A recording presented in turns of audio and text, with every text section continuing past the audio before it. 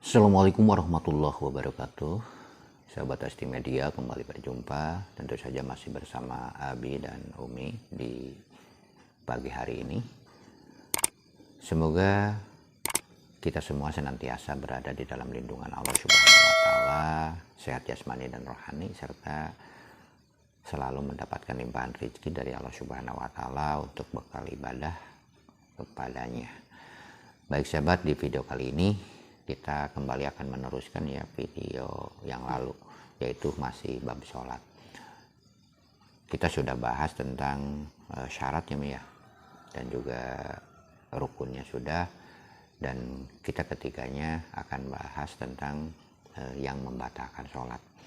Semua ini adalah penting teman-teman, dan di video sebelumnya kita juga sudah bahas tentang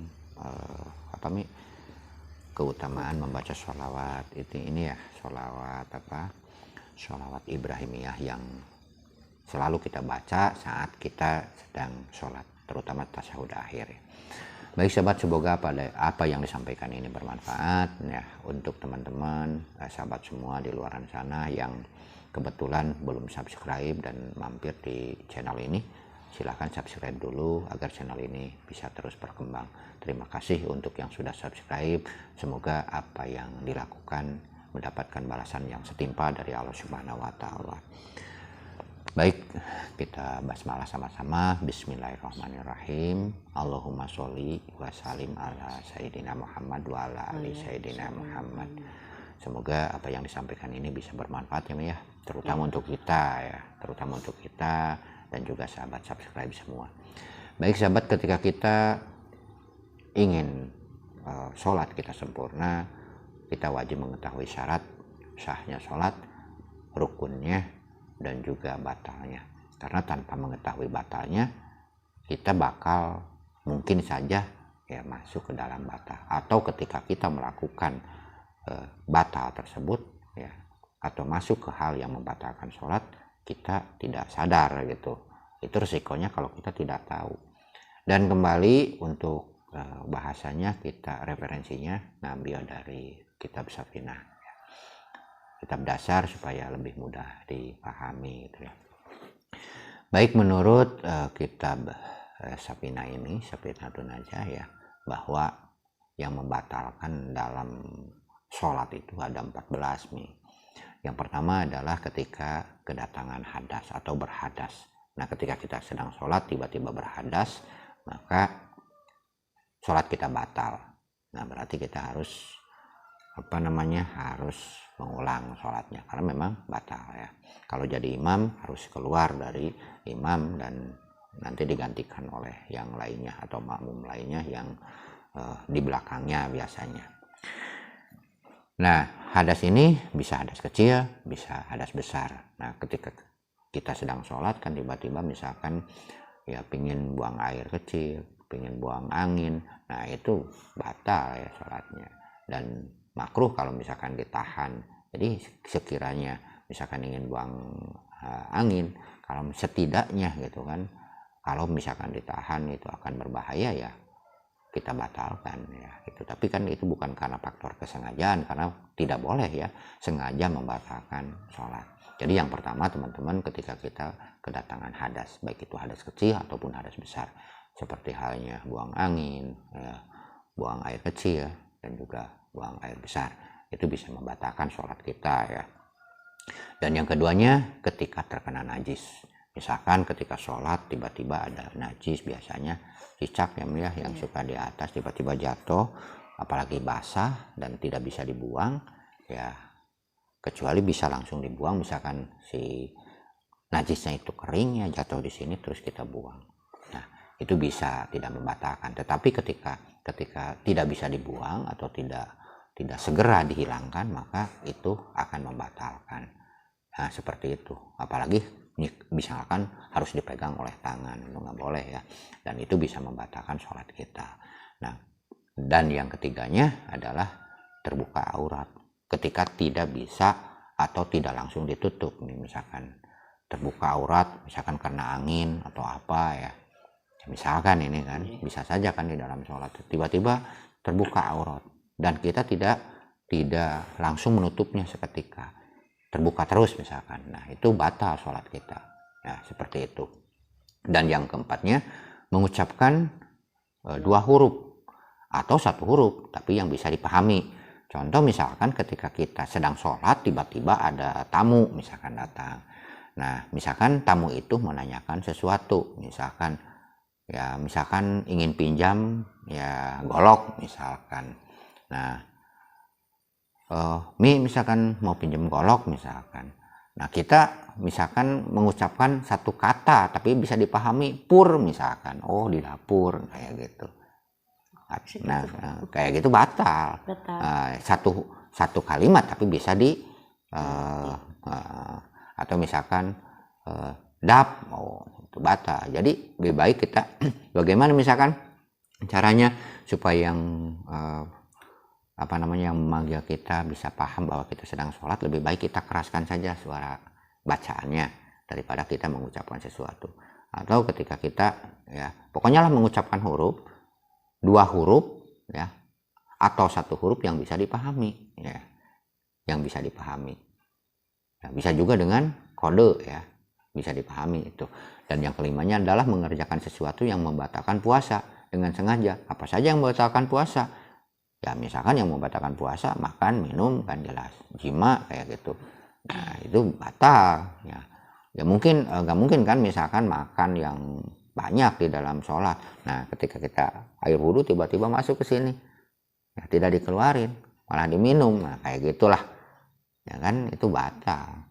Atau ternyata ada sisa makanan di dalam gigi, ya, ditelan, makanya sebelum sholat itu kan harusnya sih gosok gigi, bahkan siwak dulu sunatnya ya, gosok gigi. Itulah bisa saja kan ada sisa-sisa makanan, ternyata ketika sedang sholat ya ternyata keluar sisa-sisa makanan dari sela gigi dan tanpa sadar dimakan. Nah itu bisa membatalkan, karena itu termasuk yang membatalkan puasa. Nah contohnya seperti itu. Kalau makan seperti inilah kayaknya nggak mungkin ya kalau sholat. Nah seperti itu, atau bisa air masuk ya kayak gitu. Terus makan yang banyak sekalipun lupa. Nah kayaknya sih tapi ini membatalkan walaupun lupa gitu. Walaupun lupa, kalau di dalam puasa kan kalau misalkan makan banyak karena lupa tidak batal, tapi di dalam sholat batal makan banyak. Baik itu dipaksa misalkan ya. Misalkan makan banyak ya. Walaupun lupa sedang sholat. Saking sholatnya gak khusyuk, saking lamun, tiba-tiba makan permen misalkan, itu termasuk makan banyak ya. Nah, nggak boleh, dan itu akan membatalkan sholatnya ya. Terus bergerak dengan 3 gerakan berturut-turut sekalipun lupa. Nah ini yang kadang-kadang sering dilakukan, gerakan 3 gerakan yang berturut-turut ya, walaupun kita lupa. Nah gerakan ini harus dihitung mulai diangkat. Kadang-kadang dihitungnya sudah gerak gini ya, gerakan yang ini termasuk anggota tubuh gerakan. Nah ini yang kadang-kadang sering dilakukan. Jadi 3 gerakan berturut-turut itu bisa membatalkan sholat. Dari mulai misalkan misalkan kita gatal di sini, jangan sampai bergerak seperti ini karena melebihi 3 kali. Ini satu kan sudah bergerak satu. Nah misalkan kalau gatal ya cukuplah ditekan, misalkan turun kan 1, nekan 2, 3 turun, ya udah 3 udah habis. Kalau misalkan kita tambah garuk-garuk seperti ini, itu bisa batal sholatnya walaupun lupa. Nah jadi kita harus paham bahwa gerakan-gerakan seperti itu bisa membatalkan sholat. Nah teman-teman jadi hati-hati, karena memang kalau sholat itu harus serius kita ya. Dan yang selanjutnya adalah misalkan melompat yang jauh ya, melompat misalkan. Kalau misalkan sedikit-sedikit karena misalkan untuk membereskan barisan ya, membereskan saf itu nggak masalah, asal tidak melebihi gerakan tadi yang 3. Tapi kalau misalkan lompat ke depan atau ke belakang ya, itu bisa batal. Nah seperti itu. Atau memukul yang keras, tiba-tiba misalkan ada hewan yang mengganggu, nyamuk misalkan, tiba-tiba saking gemesnya mukul yang keras, blok gitu. Nah itu batal. Jadi cukup ya pelan gitu, walaupun satu kali ya, walaupun satu kali ketika keras memukulnya saking gemesnya gaplok, nah itu bisa membuat sholat kita batal ya. Terus menambah rukun pekerjaan dengan sengaja, misalkan mau sujud gini itu batal, nggak boleh ya. Nah, dengan sengaja, tapi ketika tidak ada faktor kesengajaan nggak masalah ya, ini sengaja menambahnya ya, seperti itu. Dan yang ke-11-nya adalah mendahului imam ya, awas hati-hati yang Umi kalau jadi makmum ya, dengan dua rukun pekerjaan. Makanya mendahului atau bahkan tertinggal. Kalau dua rukun itu sama, dua rukun misalkan ruku ya, imam misalkan sudah ruku, kita duluan ruku, ini sudah sempurna. Misalkan ruku yang pertama ruku, kedua tumanina, nah berarti sudah dua rukun kalau kita sudah sampai tumanina. Nah itu bahaya, makanya jangan sekali-kali kita biarkan imam ya dulu gitu. Ngapain kita kan mendahului imam, kan kita ada imam ya, sampai ini sudah tumanina, ruku pertama ruku ya, itu rukun kan. Terus tumaninah di dalam ruku itu juga rukun, berarti kita sudah masuk dua. Nah seperti itu bisa membatalkan ya, bahaya. Atau dalam sujud ya, dalam sujud dua kali kita sujud mendahului imam, kalau misalkan tersusul nggak masalah, berarti cuma satu. Tapi kalau dua rukun ya, apalagi sudah sampai tumaninah, itu bisa batal, itu bahaya ya. Jadi biarkan imam dulu ya, baru kita nyusul ya, sebaiknya seperti itu. Terlambat dengan dua rukun juga bisa membatalkan. Ini yang ke-12. Kalau tadi mendahului, yang ke-12-nya adalah terlambat ya, imam sudah sujud ya, dan sampai sempurna sujudnya, sudah tumaninah, kita malah terus karena tanggung bacaan. Yang wajib itu mengikuti imam gitu ya. Kalau dalam berjamaah juga bisa ya? Tanggung. Iya, kalau tanggung bacaan gitu. Iya, harus ngikuti imam, karena yang wajib itu ngikuti imam, itu bahaya ya. Ya, walaupun tanggung, misalkan Robik Firli Warhamni Wajibur itu kan bacanya sunat, tumaninahnya yang wajibnya. Nah kita misalkan mendahulukan sunat karena ingin sempurna bacaannya, sementara imam sudah sujud, ikuti sujud, tinggalkan bacaan karena mengikuti imam wajib hukumnya. Nah seperti itu, jangan sampai terbalik, sementara bacaannya sunnah mengikuti imam wajib, kita harus wajib mendahulukan yang wajib itu ya, seperti itu. Terus nah bagaimana kalau misalkan terlambatnya ya, kembali terlambatnya karena uzur, misalkan karena sakit pinggang, itu nggak masalah. Ini kita bicara yang sehat nih. Sakit pinggang kan, misalkan imam cepet-cepet karena imamnya masih muda misalkan, sementara yang di belakang orang tua yang sudah sakit-sakitan, terlambat ya masalah itu ya. Makanya kalau jadi imam itu kita harus harus bijaksana, siapa dulu makmumnya gitu kan. Nah itu yang bisa bisa membatalkan. Jadi kita harus benar-benar ya. Nah terus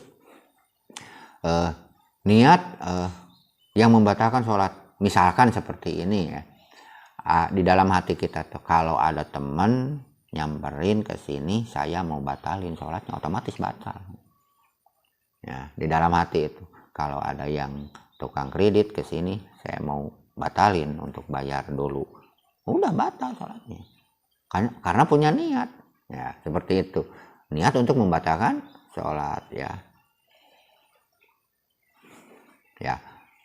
Terus ketika misalkan, nah seperti ini, yang ke-14-nya juga misalkan kalau si A datang seperti tadi ya. Kalau yang 13-nya, kalau yang 13-nya kita niat berhenti sholat ya, niat keluar. Nah kalau yang ke-14-nya ini seolah-olah ngazam, kalau ada si A datang ke sini, saya mau batalkan dulu sholat. Nah itu bisa membatalkan ya, betul. Nah, misalkan karena ada tamu, kita sudah janjian, tapi tanggung, misalkan ternyata tamunya belum datang, ya kita sholat dulu. Nah ternyata di dalam hati, kalau si A datang, tamu kita, maka akan saya batalkan dulu sholatnya. Nah itu bisa membatalkan sholat, jadi niat seperti itu. Nah baik teman-teman, semoga apa yang disampaikan ini bermanfaat ya Mia, dan terutama ini untuk ya kalau habis sih tujuannya sih ngajar Umi ya, untuk apa, karena memang kewajiban suami gitu kan. Nah jadi apa yang disampaikan ini harus benar-benar dipahami. Dan jika kita akan sholat itu harus benar-benar tahu dulu rukunnya, syaratnya, yang membatalkannya, makruh, sunat dan lain sebagainya. Dan kita di sini harus memahami, di sanalah kenapa kita harus wajib ngaji.